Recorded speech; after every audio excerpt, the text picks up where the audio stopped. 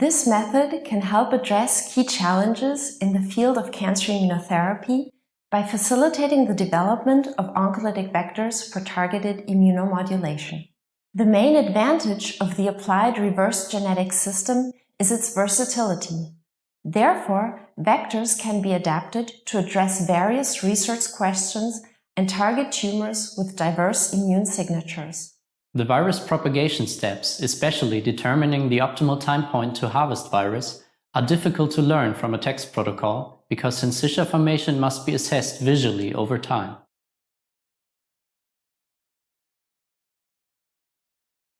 To begin, design and clone recombinant immunomodulatory vectors as described in the manuscript.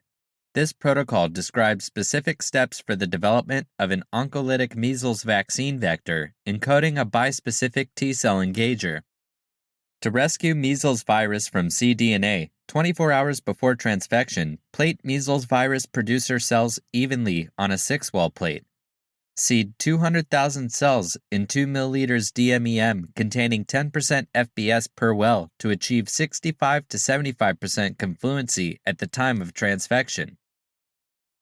Mix 5 micrograms of recombinant DNA encoding the measles virus antigenome that will be used to transfect the cells, appropriate plasmids, and a fluorescent reporter in a total volume of 200 microliters of DMEM.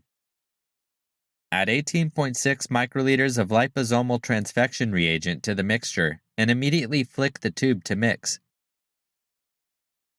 Incubate this transfection mix for 25 minutes at room temperature. To transfect the